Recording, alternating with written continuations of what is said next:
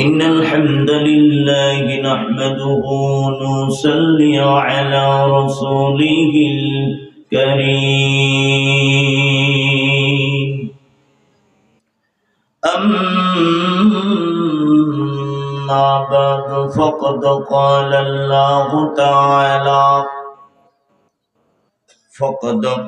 الله تعالى في كلامه المجيد والفرقان الحميد. أعوذ بالله من الشيطان الرجيم. بسم الله الرحمن الرحيم. قل إن كنتم تحبون الله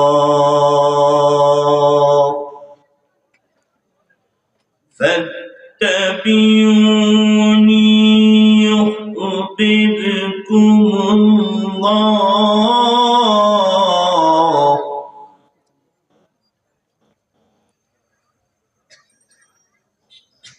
يغفر لكم ذنوبكم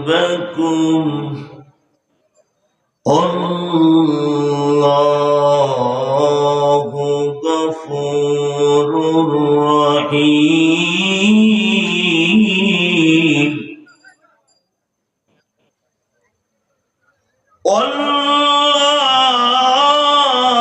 الله غفور رحيم.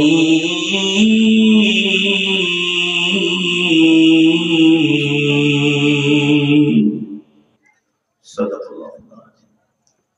وقال تعالى في حبيب شان رسول الله صلى الله عليه وسلم إن الله وملائكته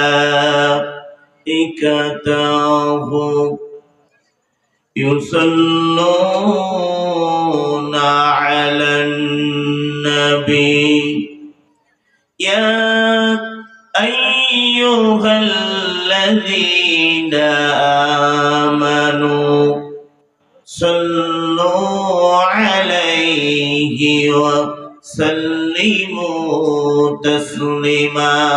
اللهم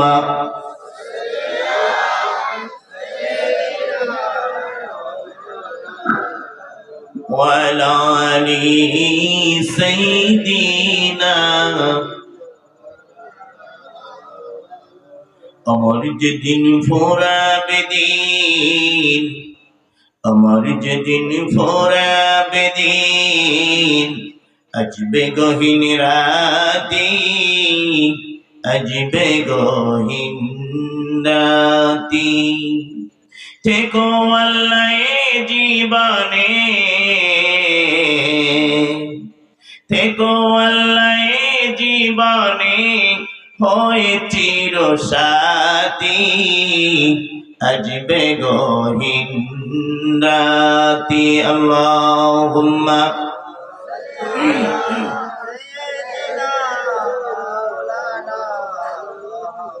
وعلى آل سيدنا। কত ব্যথা কত ভাবে সয়েছ যে তুমি, তোমারি খুনে লাল তাই ফেরি ভূমি। ঠিক না কথা বলেন? ঠিক না?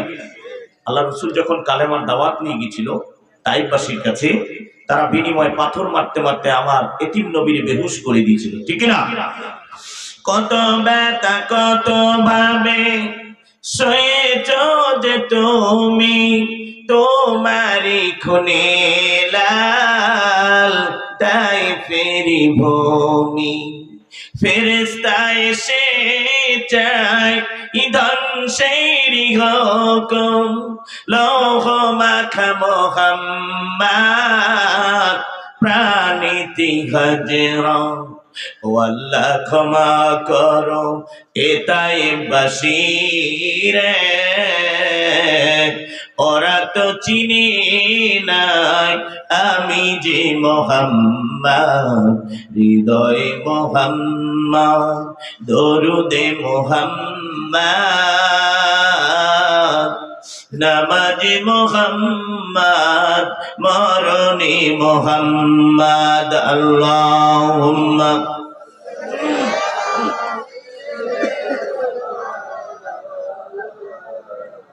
ওয়ালা আলি সাইয়্যিদিনা।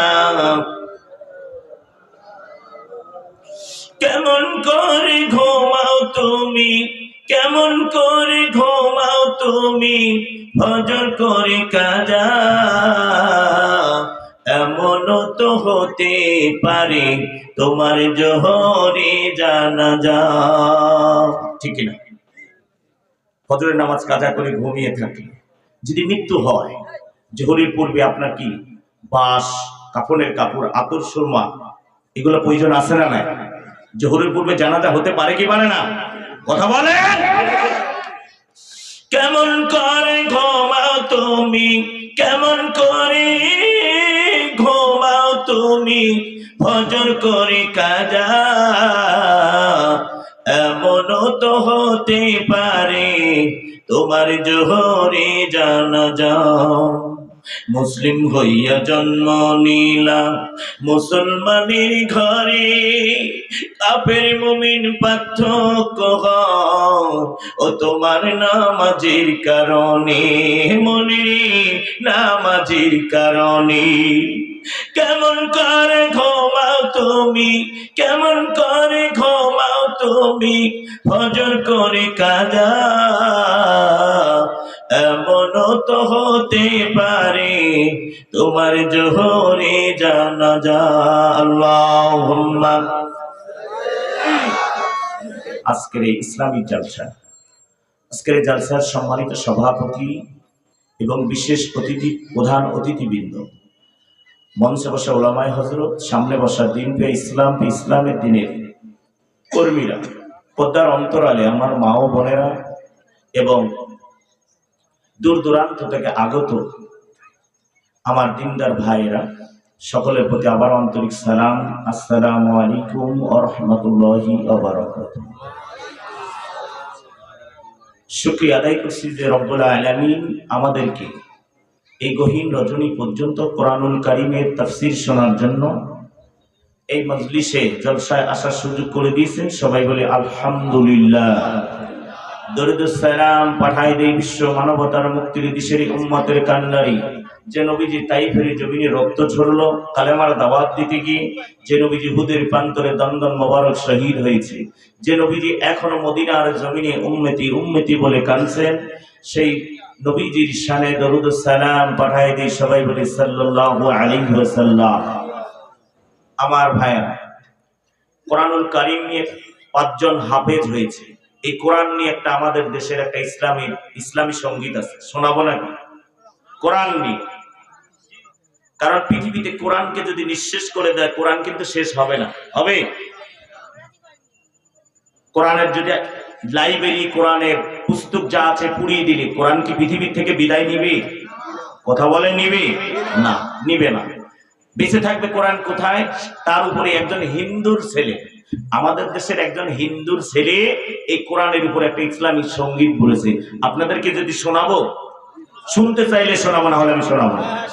আর আমাদের ইসলামী সঙ্গীত আপনারা কি বলেন? গজল। আমাদের দেশে ইসলামিক সঙ্গীত বলা হয়, যেটার উপরে আমি বাংলাদেশে পুরস্কার প্রাপ্ত একজন ইসলামী সঙ্গীত শিল্পী। ইসলামের যে সঙ্গীতগুলা বলা হয়,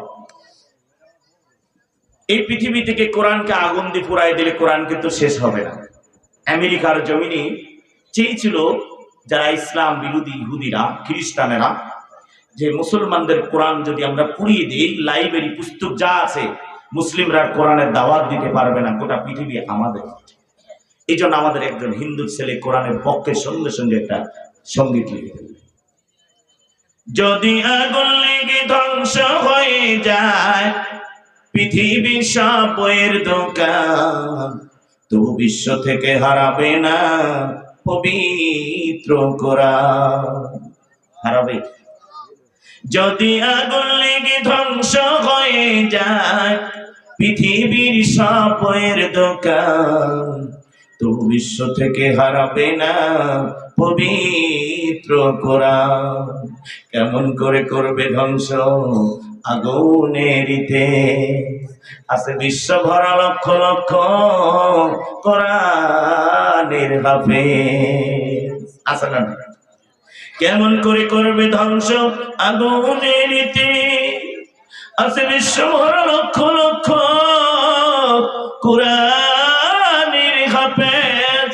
তারা ছাপায় আসমানি গ্রন্থ, তারা ছাপায় আসমানি গ্রন্থ, বাঁচাবে কোরআনের মান, তো বিশ্ব থেকে হারাবে না পবিত্র কোরআন। কত লোকে কোরআন নিয়ে করলো আদালতে কেস, লিখলো সালমান রুশদি বিদ্বেষপূর্ণ সেটা নিভার্সে। আল কোরআনের নূরের জ্যোতি, আল কোরআনের নূরের জ্যোতি সারা বিশ্বে বিদ্যমান, তো বিশ্ব থেকে হারাবে না পবিত্র কোরআন। আরে পাকিস্তানের জিয়া মরলো বিমান দুর্ঘটনায় ভাব, বিমান পুড়ে ছাই হয়ে যায় কিন্তু আল্লাহর কোরআন পড়ে না। এই যে আমার বিশ্ব নবীর সাধনার ফল, এই যে আমার বিশ্ব নবীর সাধনার ফল, নকল কই মালিকের গান, তো বিশ্ব থেকে হারাবে না পবিত্র কোরআন। কথা বলে ঠিক কিনা? পৃথিবীতে কোরআন হারাবে? কোরআন নিঃশেষ হবে? নিঃশেষ হবে না, কারণ এই কোরআনকে নিঃশেষ করতে গেলে কোরআনের হাফেজ, আলেম, কারি, মুহাদ্দিস, মুফতি যারা আছে তাদেরকে মারতে হবে, ঠিক কিনা? এই জন্য আমার ভাইরা, এখানে হাফিজি কোরআন 5 জন কোন মায়ের সন্তান নিয়েছে আমি জানি না, আমি তাদের জন্য দোয়া করি, ওই মা বাবার জন্য দোয়া করি। মুসাফির আমি 3 ব্যক্তির দোয়া সরাসরি আল্লাহ কবুল করে, তার মধ্যে আমি মুসাফির। আল্লাহ যেন এই 5 জন হাফেজকে কবুল করে, মাদ্রাসার শিক্ষক এবং মাদ্রাসা এবং আপনাদের সবাইকে যেন কবুল করে, বলেন আমিন। আমার ভাইরা, আমি সূরা আল ইমরানের 31 নম্বর আয়াতে কারিমা তেলাওয়াত করেছি। এই আয়াতে কারিমার মধ্যে আল্লাহ বলতেছেন কুল, বলুন, আমরের সিগা ব্যবহার করছে কুল শব্দ, যে বলুন যদি কোরআন আপনাকে পেতে চায়, আপনার ইত্তেবা করে, তাহলে যেন আমি আল্লাহকে ভালোবাসতে গেলে আপনার ইত্তেবা করে, এবং আমি আল্লাহ হলাম অত্যন্ত ক্ষমাশীল এবং দয়ালু। আল্লাহ আমাদেরকে ক্ষমা করে দিতে পারে কি পারে না? অপরাধ করলে পারে না? কথা বলেন, পারে কি পারে না? আমরা কি সকলেই মুসলমান?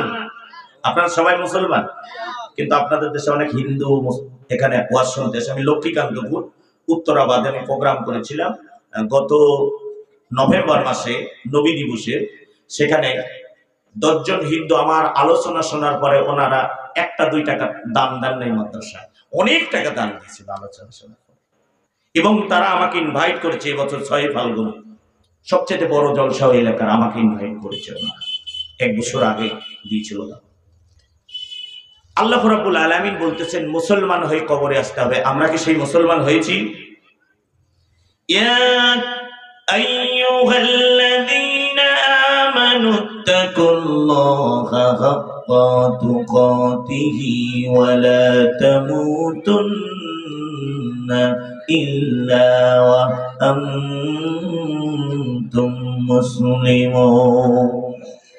আল্লাহ রাব্বুল আলামিন কুরআনুল কারীমের আল ইমরানের 102 নম্বর আয়াতে কারিমার মধ্যে বললেন, হে ঈমানদারেরা, তোমরা আল্লাহকে ভয় করো এবং তোমরা মুসলমান না হইয়া এই কবরের ভিতরে তোমরা এসো না। এই জন্য আমার ভাইয়েরা, আমার নবী কি এই পৃথিবীর জমিনে এই কোরআনুল কারীম এই জন্য নাযিল করে দিলেন। আমার নবীজির ধর্মকে এই পৃথিবীর জমিনে সবার উপরে রাখার জন্য নাযিল করেছেন। এই ধর্মের উপরে পৃথিবীতে যত ধর্ম যত মত আছে সব ধর্মের উপরে আমার নবীজির ধর্ম থাকবে, এই জন্য পৃথিবীর জমিনে আল্লাহ প্রেরণ করেছেন। হুয়াল্লাযী আরসালা রাসূলাহু বিল হুদা ওয়া দীনিল হাক্কি লিইয়ুযহিরাহু আলাদ দীনি কুল্লিহি ওয়ালাউ কারিহাল মুশরিকুন। আল্লাহ রাব্বুল আলামিন 28 পারার ভিডিওটি সূরা সাফের 61 নাম্বার সূরা 9 নাম্বার আয়াতে কারিমা এটা আল্লাহ জানাই দিলেন তিনি তার নবীকে এই পৃথিবীর জমিনে প্রেরণ করেছেন। আর সালা পাঠালেন যত দিন আছে যত মত আছে সব মতের উপরে আল্লাহর দ্বীনটা উপরে থাকবে। সেই নবীকে ইত্তেবা করতে হবে, ভালোবাসতে হবে। নবীজি এমনি আসেন না, এই যে কোরআন হাফেজ কোরআন নিল, এই হাফেজে কোরআনদের অনুসরণ থাকতে। কেমনে নবীরে ভালোবাসবেন বন্ধুরা? ভালোবাসার মতো ভালোবাসতেই হবে। লা ইউমিনু আহাদুকুম হাত্তা আকুনা হাব্বা ইলাইহি মিন ওয়ালিদিহি ওয়া ওয়ালাদিহি ওয়ান নাসি আজমাইন। ততক্ষণ পর্যন্ত মুমিন হতে পারবে না জান মাল জীবনের চাইতে স্ত্রী সন্তানের চাইতে আমার নবীর যদি ভালো না বাসতে পারো তুমি মুমিন হয়ে কবরে যেতে পারবে না। এ মুসলমানি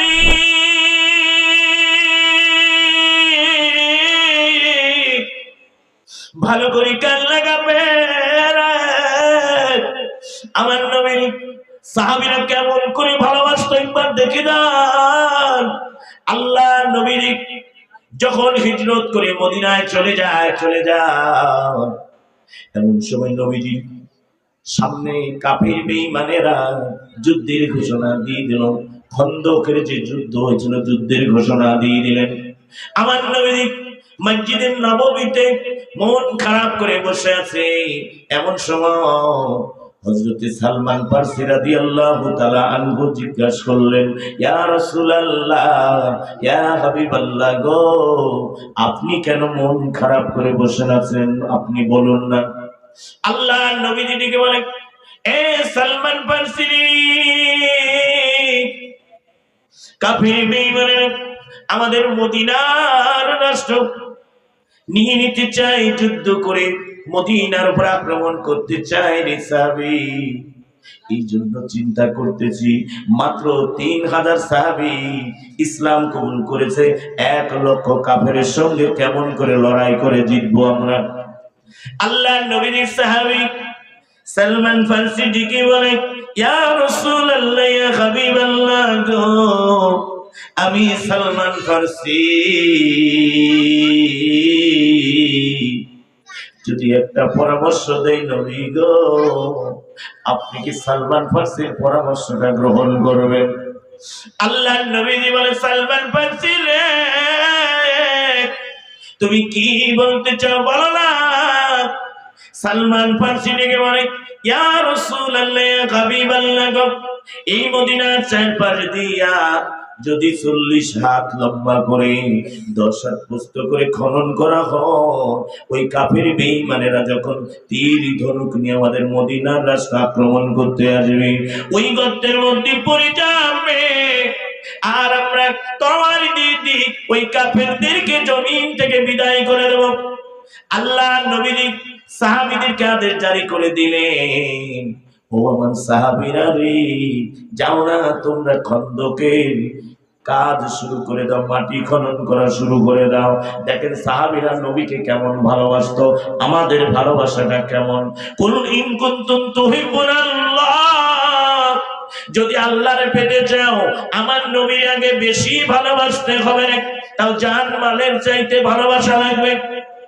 আল্লাহ নবী ওই খন্দকের ময়দানে মাটি কেটে কেটে একজন সাহাবীর মাথার উপরে নবীজি যখন দিতে যায়, দূর থেকে হযরত জাবের দেখতে পেলেন আমার নবী পিঠের মধ্যে নেকড়া 2-3টা কি যেন বান্দা দেখা যায়। হযরত জাবের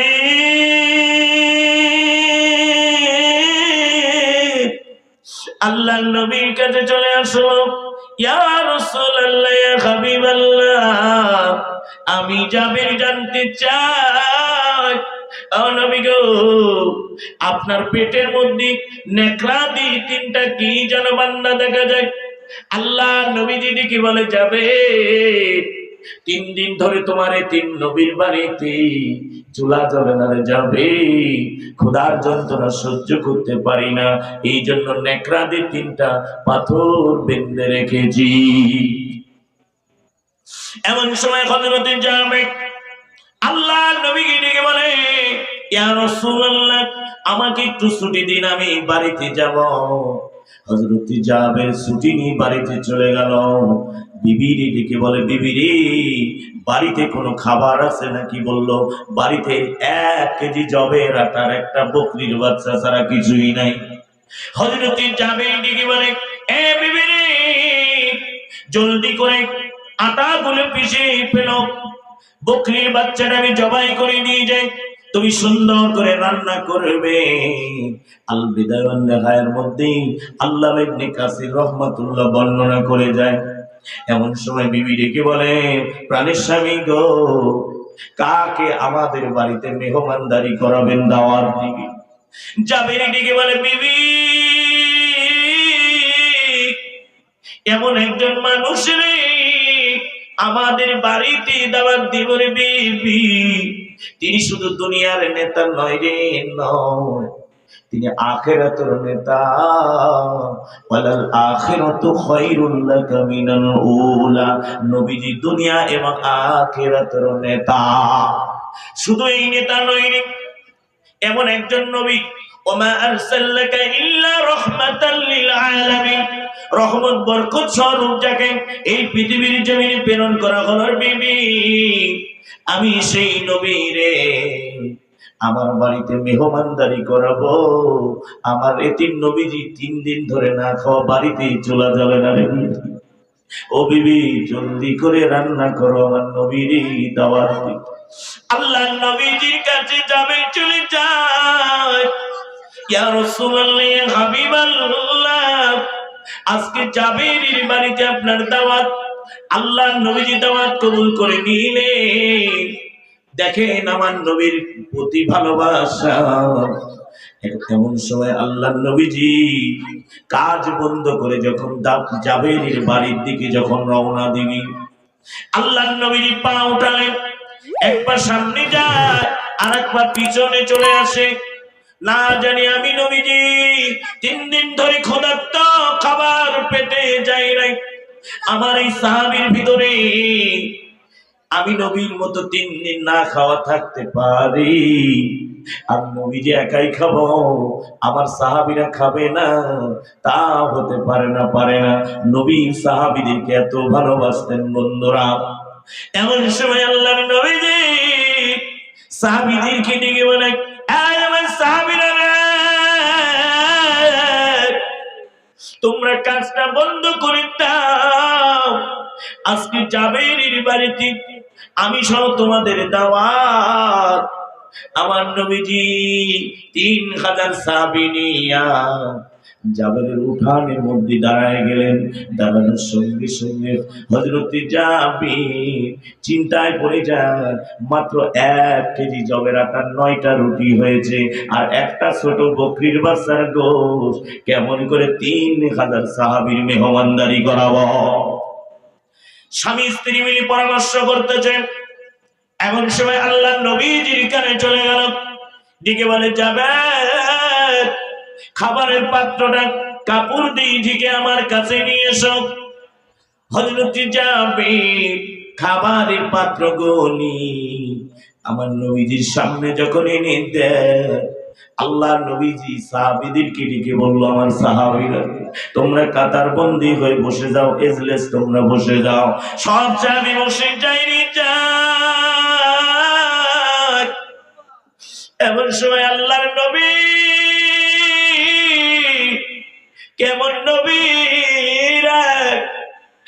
ভারতের মুসলমানের নবী সম্পর্কে আমার পূর্বের বক্তা বলেছি, নবী কেমন ছিল রে তোমরা জানো না? আমার নবীর যদি সত্যি ভালোবাসতা, আতিউল্লাহ আতিউর রাসূল উলিল আমরি মিনকুম, আল্লাহ রাসূলের প্রতি আনুগত্য আনবে, তোমাদের আমিরের প্রতি আনুগত্য আনবে, তবেই তুমি জান্নাতে যেতে পারবে। এমন সময় আল্লাহর নবীজি বিসমিল্লাহ বলে প্রত্যেক সাহাবীর প্লেটে 3টা করে রুটি 1 চামচ করে গোল দেওয়া শুরু করে দেয়। আল্লাহু আকবার। 3000 সাহাবী পেট ভরে খেলেন। খাওয়ার পরে আল্লাহ নবীজি ডেকে বলেন, এ যাবের রে, খাবারের পাত্রে কাপড়গুলি উঠায় দাও। কাপড় যখন উঠালেন, 1 কেজি জবের আটার রুটি যেমন ছিল তেমনই রয়েছে, একটা বকরির বাচ্চার গোশ যেমন ছিল তেমনই রয়েছে। এটা আল্লাহর রহমত রে, আল্লাহর বরকত। আমার নবীজির হাতে খাবার কখন অবরকত হতে পারে না। আমার নবীজি কেমন নবী রে, যে নবী খাবারে হাত দিলে বরকত হয়ে যায়। আল্লাহু আকবার। এমন নবীজি আর পৃথিবীতে আসবে না রে। সেই নবীজির ওয়ারিস আল উলামা ওয়ারাসাতুল আম্বিয়া, আলেমেরা নায়েবে রাসূল, তাদেরকে ইত্তেবা করতে হবে। এখন বর্তমানে বন্ধুরা, আল্লাহর নবী ডেকে বলে, এ যাবে রে, অবশিষ্ট খাবারগুলি মদিনার ঘরে ঘরে বিল করে দিয়ে দাও। না জানি আমাদের মতো 3 দিন ধরে মানুষ খাবার খায় না, আমরা জানি না। যাবে রে, যাও না, তুমি গরিবদের ঘরে খাবারগুলি বিল করে দাও। এটা আমাদের নবী, যে নবীর ভালোবাসা, নবীর হাত দিলে খাবারে বরকত। সাহাবীদের ভালোবাসার কারণে সাহাবীরা জীবন জান মাল আল্লাহর রাস্তায় তারা ব্যয় করে দিয়েছে। আনফিকু ফিসাবিলিল্লাহ। নবী গো, আমার কাছে কিছুই নাই, আমার কাছে আমার সুন্দর একটা শিশু বাচ্চা রয়েছে। সাহাবীরা তো ভালোবাসত। তুহিবুনাল্লাহ ফাত্তাবিহুনি ইউহিব্বুকুমুল্লাহ। আল্লাহ সব ক্ষমা করে দেন। وَيَغْفِرْ لَكُمْ ذُنُوبَكُمْ اللَّهُ غَفُورٌ رَّحِيمٌ। আমার আল্লাহ সব গুনাহ মাফ করে দেন রে। যদি আমার নবীর সত্যি ভালোবাসো রে বন্ধু, ভালোবাসার মতো ভালোবাসতে হবে। কেমন দেখি যান, আমার নবীর সঙ্গে বিয়াদবি করলেও পৃথিবীর জমিনে কেউ ছাড় পায় নাই, ছাড় পায় না। আল্লাহর নবীজি ক্ষুধার্ত। নবীজি চিন্তা করলেন, আমি নবীজি ক্ষুধার্ত, আমার বাড়িতে খাবার নাই। আমার ফাতেমার বাড়িতে গেলে 1 লোকমা খাবার বুঝি জুটবে। আমার এতিম নবীজি ফাতেমার ঘরের দরজায় যখন করান, আসসালামু আলাইকুম ইয়া হালাল বাইত, আমার নবীজি সালাম দিলেন। ফাতেমা ঘরের দরজা যখন খুলে দিল, আল্লাহ নবী ফাতেমা ডেকে বলে, বাবা তোমার মুখটা কেন শুকনা বাবা গো? তুমি কি খাবার খাও নাই বাবা গো? তোমার মুখটা কেন শুকনা? এমন সময় আল্লাহ নবীজি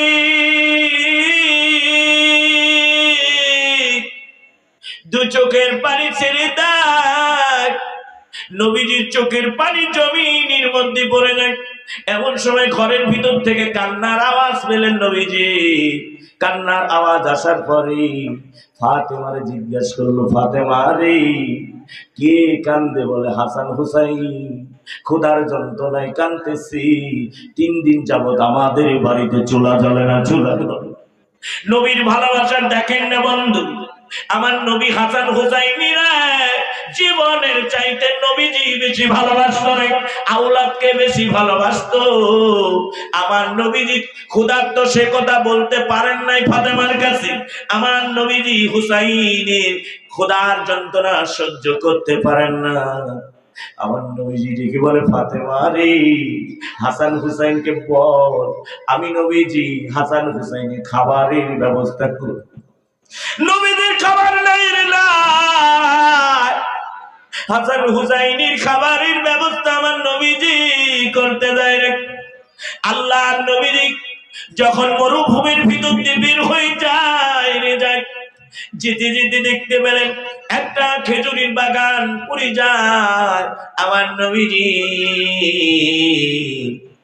ওই বাগানের মালিক কাছে গিয়ে বলল, ও বাগানের মালিক রে, আমার কি একটু কাজ দিবি? কাজের বিনিময়ে আমাকে তুমি কিছু খাবার দিবি, আমি এটাই জীবিকা করব। আল্লাহর নবীর কেউ কাজ দেন, আমার নবী যারা একটু দূরে চলে যান। যাবার পরে এক ব্যক্তির কাছে যখন নবীজি চলে গেল, এক বাগানের মালিক কাছে, এই বাগানের মালিক যখন ডেকে বলে, তুমি কে জানি না, তবে আমি একটি কাজ দিতে পারি তোমাকে। তোমাকে নতুন দেখা যায় এই অঞ্চলে, তুমি কে জানি না, তবে আমি কাজ দিতে পারি। ওই কূপ থেকে তুমি 8 বালতি করে পানি ঢেলে খেজুর গাছের গোড়ায় দিবি। 8 বালতির বিনিময় একটা করে তুমি খেজুর পাবে। আল্লাহর নবী হাসান হুসাইনের কথা মনে পড়ে যায়। আমার নবীজি 3 দিন ক্ষুধার্ত, নবীজির ক্ষুধার কথা ভুলে গেলেন। এটা বলে ভালোবাসা রে, ভালোবাসা। আমার নবীজি বালতিটি করে পানি তুলে তুলে ওই খেজুর গাছের গোড়ায় নবীজি দিয়ে দেয়। এমন সময় দেখেন খেলা রে, পানি তুলতে তুলতে হঠাৎ করে বালতিটা ছিঁড়ে কূপের মধ্যে যখন পড়ে যায়, এমন সময় নবীজি দাঁড়িয়ে আছে। এইবার ইহুদি দূর থেকে দেখলেন পানি কেন আসে না, এত দেরি হলো। ইহুদি কাছে চলে গেলেন, যাওয়ার পরে বলে, পানি কই, তোমার বালতি কই? বলে, বালতি ছিঁড়ে কূপের মধ্যে পড়ে গেছে। আল্লাহর নবীজি দাঁড়িয়ে, বালতি কেমন করে ছিল? এই ইহুদি নবীর কথা শুনলেন না, এই ইহুদি তো আমার নবীরই চিনে না। সঙ্গে সঙ্গে রাগান্বিত হইয়া আমার নবীজির গালে একটা থাপ্পড় মেরে দিলেন। ইহুদি এতিম নবীর গালে থাপ্পড় মারে, আমার নবীজি মুখের মধ্যে 5টা আঙ্গুল বসে গেল, নবীজি লাল হয়ে। আল্লাহর নবীজি কেমন নবীজি দেখে, ডেকে বলে, ভাইজান তোমার হাতে লাগে নাই তো? তুমি হাতে ব্যথা পাও নাই তো? এমন আচরণ কারে বলে দেখেন, নবী ছাড়া এমন আচরণ কেউ করবে না, করবে না। এমন সময় নবীজি এই আঘাতটা যখন গায়ের মধ্যে লেগেছে, আমার আল্লাহর আরশে আজিমে থাপ্পড়ের জবাবটা পৌঁছায় গেছে রহমতের দরিয়া। আমার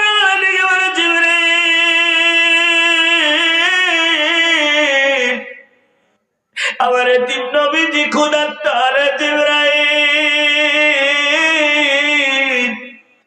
আমার নবীজি 3 দিন খানা নাইনি। জিবরাইল জলদি করে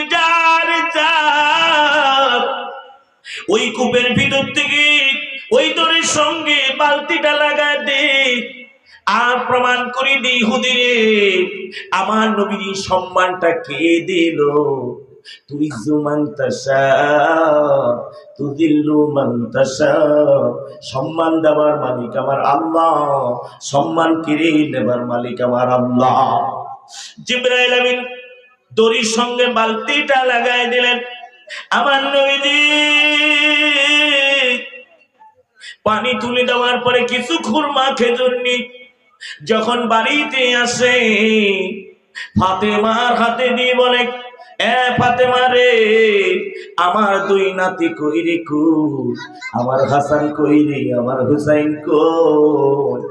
ঘরের ভিতর থেকে 2টা ভাই দৌড়ায় নানার কাছে জড়াধরি কান্দে, ও নানু ভাই তুমি কোথায় ছিলে? নানু ভাই আমরা 3 দিন ধরে মা খেতে পাই। তোমার মেয়েটি কেমন নানা গো? 3 দিন ধরে আমাদের কোনো মা খাবার খেতে দেয় নাই নানা গো। হাসান হুসাইন কান্দে, নবী কান্দে। এমন সময় ফাতেমা মুখের দিকে লক্ষ্য করে দেখতে পাই নবীজির চলের মধ্যে লাল দাগ গুলা ভেসে উঠেছি। ফাতেমা ডেকে বলে, বাবা গো তুমি কোথায় গিয়েছিলে? তোমার মুখের মধ্যে লাল চিহ্ন গুলা কেন দেখা যায়? ইবনে কাসির লিখি তাফসীরের ভিতরে আমার নবীজি এই থাপ্পড়ের জবাবগুলি ফাতেমারে দিলেন না। এমন সময় ইহুদি বাড়িতে চলে যায়, ওই ইহুদি বাড়িতে যাওয়ার পরে তার হাতটা পঙ্গু হয়ে যায়, প্যারালাইজ হয়ে যায়। আমার নবীজির গায়ে হাত দিয়েছি, ওই ইহুদির হাতটা প্যারালাইজ হওয়ার পরে মাকে ডেকে বলে, মা গো আমার হাতটা প্যারালাইজ হয়ে আমি আর হাতে কোনো শক্তি পাই না, একটা সাইড পঙ্গু হয়ে যায়। বলে কেমনে হলো রে? বলে মা জননী, আমার বাগানের ভিতরে একজন কাজ করতে এসেছিল, সুন্দর চেহারা, এমন সুন্দর নুরানি চেহারা, এমন আখলাক, এত সুন্দর ব্যবহার আমি আর কোনোদিন দেখি নাই মা গো।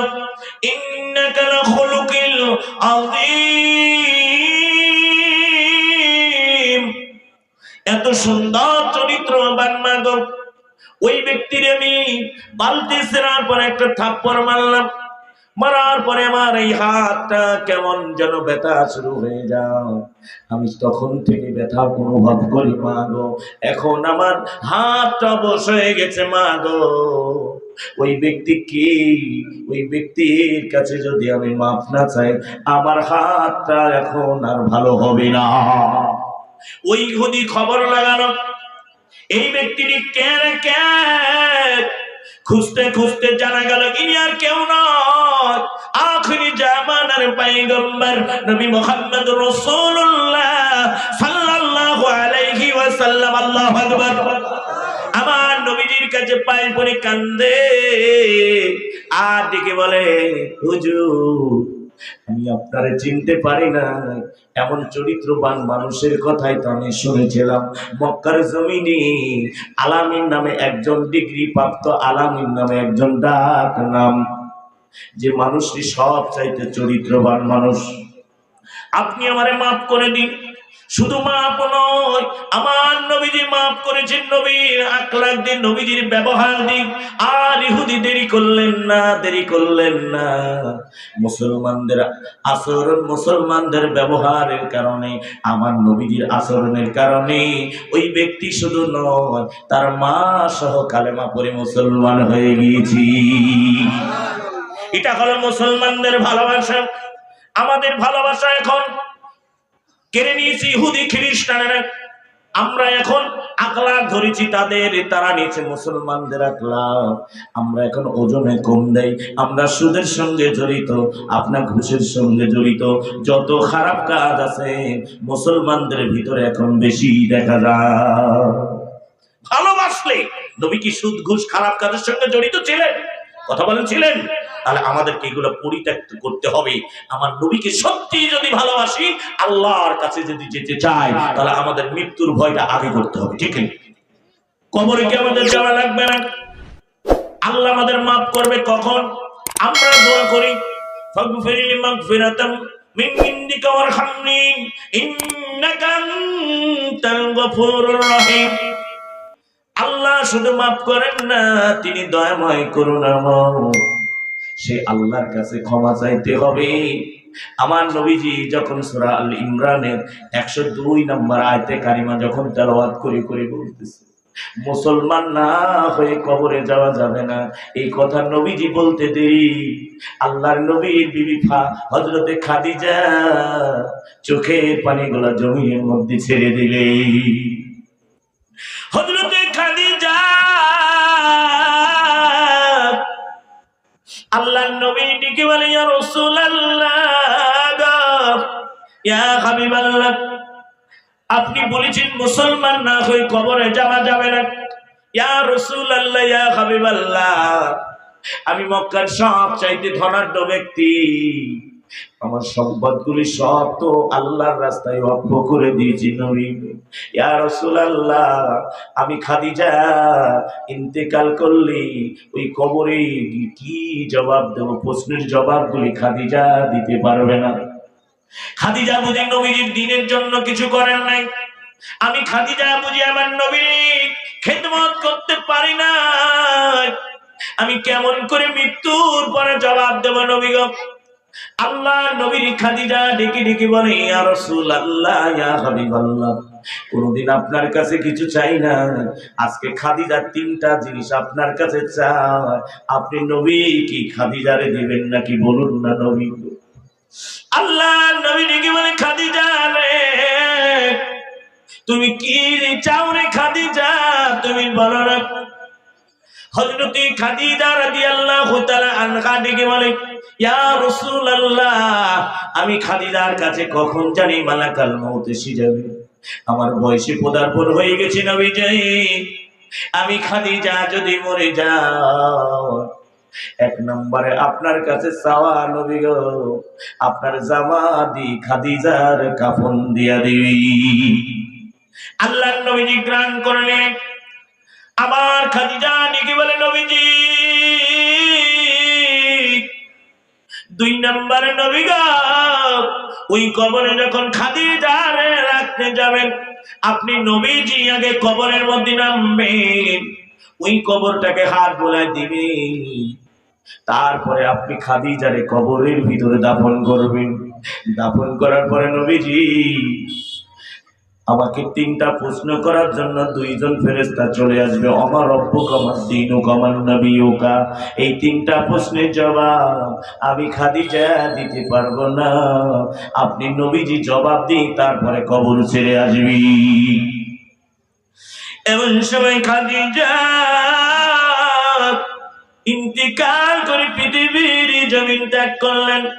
ইন্না লিল্লাহি ওয়া ইন্না ইলাইহি রাজিউন। খাদিজা ইন্তিকাল করে চলে যাও। আমার নবীজি খাদিজার লাশের পাশে বসে বসে অঝরে কান্দে। আল্লাহর নবীজি কান্দে,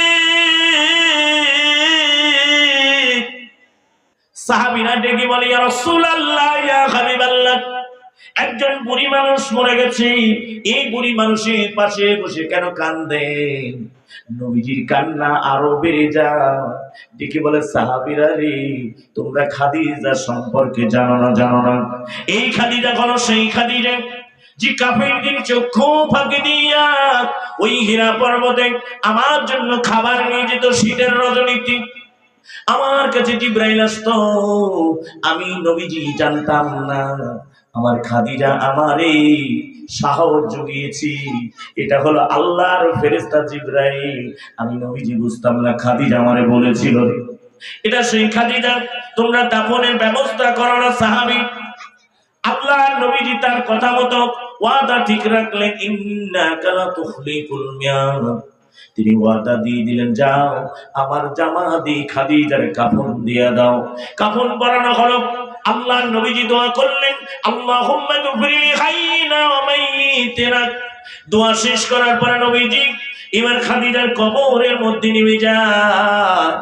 আমার নবীজি কবরটাকে হাত বোলায়া বোলায়া ডাকতে, এ কবর রে, তুমি কি জানো রে কবর, আজকে কাকে তোমার ভিতরে রাখা হবে তুমি জানো না? এমন একজন ব্যক্তির তোমার ভিতরে রাখবো রে কবর, যিনি হলেন জান্নাতি নারী খাতুনি জান্নাত ফাতিমা রাদিয়াল্লাহু তাআলা আনহা। কলিজার টুকরা মা খাদিজার রাখা হবে রে কবর। তুমি খবরদার বিয়াদবি করো না, বিয়াদবি করো না রে কবর। আমার নবী আবার ডেকে বলে, কবর তুমি কি জানো রে কবর, আজকে তোমার ভিতরে কাকে রাখবো তুমি কি জানো? যিনি হলেন হাসরের ময়দানে উম্মতকে হাত ধরে ধরে জান্নাতুল ফেরদাউসে নিয়ে যাবে। মান জাল্লাযী ইয়াশফাউ ইনদাহু ইল্লা বিইযনি। কে আছে রে তার অনুমতি ব্যতীত সেই দিন সুপারিশ করতে পারে? সেই সুপারিশকারী হলেন নবীজি। এই কলিজার টুকরা নবীজির বিবি খাদিজারে রাখা হবে। বেয়াদবি করো না রে। এইবার কবরের পাশে দাঁড়িয়ে আবু বকর কান্দার, ওমর উসমান আলী কান্দার। আরে এই কবরের মৃত ব্যক্তি যদি আমি আবু বকর হতে পারতাম, কতই না ভাগ্যবান হয়ে যেতাম। হযরত ওমর কান্দে, আরে আমি যদি খাদিজার জায়গায় ওমর হয়ে যেতাম। উসমান আলী কান্দার, তারা চিন্তা করে যে কবরে আমার নবীজি নেমে যায়, ওই কবরে কোনদিন মুনকার নাকির আসবে না। আমার নবীজি দাফন করার পরে মাথার কাছে বসে বসে কান্দেন। আর মুনকার নাকির আসে না। এমন সময় আমার নবীজির কান্না আমার আল্লাহ সহ্য করতে পারে না। তিনি হলেন রব্বুল আলামিন, আমার নবীজি হলেন রহমাতাল লিল আলামিন। আল্লাহ কি বলে, জিবরাইল আর দেরি করিস না রে জিবরাইল, যা আমার নবীর বলে দেখ ওই খাদিজার কবরে কোনদিন মুনকার নাকির যাবে না। কারণ খাদিজার যত সম্পদ গুলি ছিল সব সম্পদ গুলি আল্লাহর রাস্তায় ওয়াকফ করে দিয়েছে, দান করে দিয়েছে।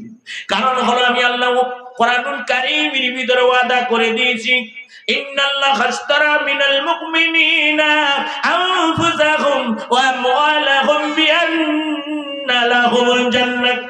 নিশ্চয় আমি আল্লাহ জান মালের বিনিময় মুমিনদের কাছে জান্নাতটাকে বিক্রি করে দিয়েছি। কারণ আমার ওয়াদা সহি ওয়াদা। যা জিবরাইল বলে দে খাদিজার প্রশ্নের জবাব বলে আমি আল্লাহ মুনকার নাকিরকে দিয়েছি। সুবহানাল্লাহ। খাদিজার প্রশ্নের জবাব আমার আল্লাহ দিয়ে দেখ। জিবরাইল আমিন চলে আসলো, ইয়া রাসূলুল্লাহ, ইয়া হাবিবাল্লাহ, আপনি বাড়িতে চলে যান। খাদিজার প্রশ্নের জবাব দিতে হবে না। খাদিজার প্রতি আল্লাহ রাজি খুশি হয়েছেন। যান আল্লাহ প্রশ্নের জবাব দিয়েছি, যান আপনি বাড়িতে চলে যান। এই জন্য বলি ও মা বোনেরা, খাদিজা এমন চরিত্রবান একজন মেয়ে ছিল। মহিলা সাহাবীদের ভিতরে জান্নাতের 5 জন নারী জান্নাতের গ্যারান্টি পেয়েছে। তার মধ্যে 3 নাম্বার ব্যক্তি ছিল হযরতে খাদিজা রাদিয়াল্লাহু তাআলা আনহা। 5 জন নারীর আল্লাহ জান্নাতের গ্যারান্টি দিয়েছেন। 1 নম্বরে আসিয়া, 2 নম্বরে মারিয়াম, 3 নম্বরে খাদিজা, 4 নম্বরে সুমাইয়া রাদিয়াল্লাহু তাআলা আনহা, 5 নম্বরে আয়েশা সিদ্দিকা রাদিয়াল্লাহু তাআলা আনহা। এই 5 জনের ভিতরে পৃথিবীর জমিন থেকে 2 জন জান্নাত দেখে বিদায় নিয়েছে। 2টা নারী বড় ভাগ্য। এরা জান্নাতুল ফেরদাউস থেকে যে কিতাবের মধ্যে এসেছে, 1টা 2টা তাফসীর নয় রে, আমি 11টা তাফসীর গ্রন্থ পড়াশোনা করি।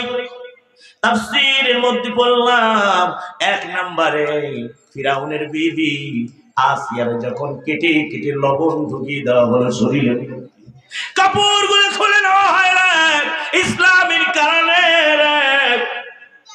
হযরতে আসিয়ার দিকে বলে, আসিয়া রে, হয় কালেমা ছাড়বি নয়তো আমাদের ধর্ম ধরবি।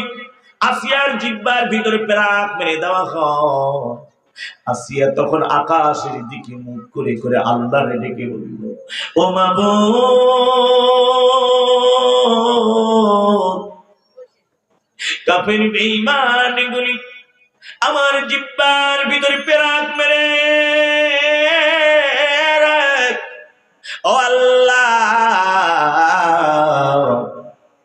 আমার জিহ্বার মধ্যে পেরাক দিয়ে আমার জবানটা বন্ধ করে দিয়েছে। আল্লাহ তুমি কি দেখতে পাও না রে? আল্লাহ আল্লাহু সামিউম বাসীর, আমার আল্লাহ দেখতে পায়, শুনতে পায় রে।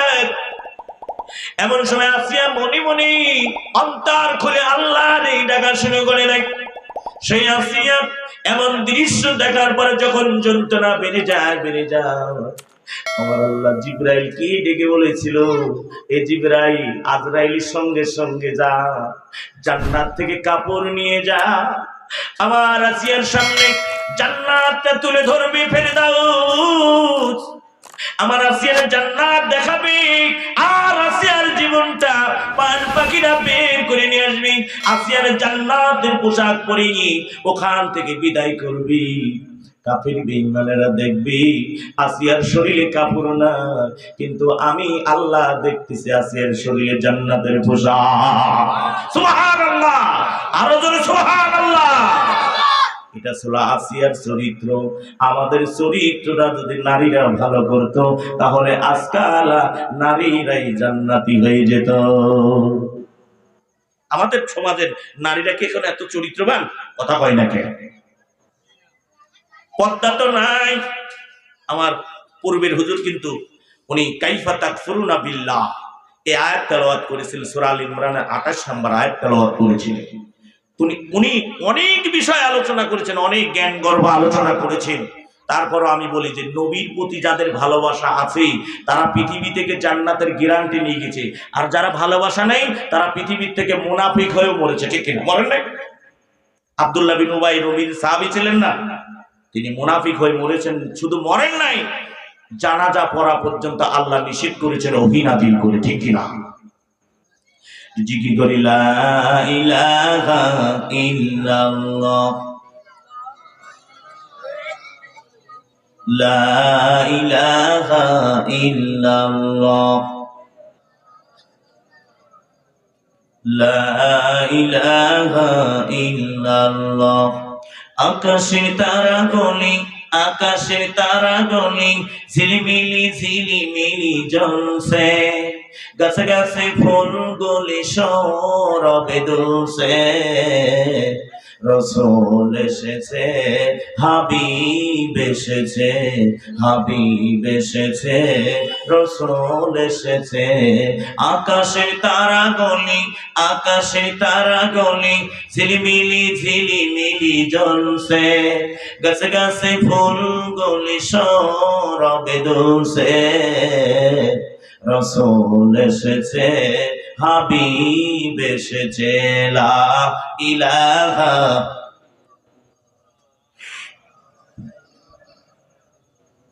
আরব দেশে কাবার পাশে, আরব দেশে কাবার পাশে মানবের সেরা মানব এসেছে, হাবিব এসেছে, রসূল এসেছে, হাবিব এসেছে, রসূল এসেছে, রসূল এসেছে, হাবিব এসেছে। আরব দেশে কাবার পাশে, আরব দেশে কাবার পাশে মানবের সেরা মানব এসেছে, হুজুর এসেছে, রসূল এসেছে, হাবিব এসেছে। আল্লাহুম্মা সাল্লি আলা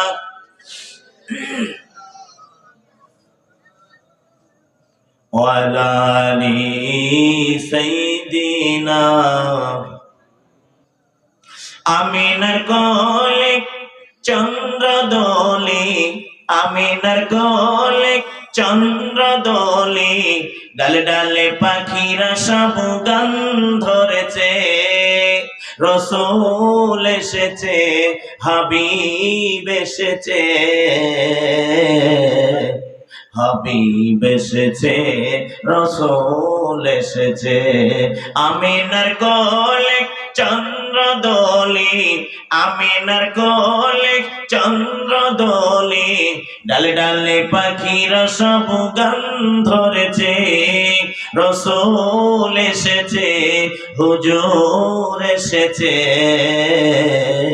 হাবিব এসেছে, রসূল এসেছে। লা ইলাহা ইল্লাল্লাহ।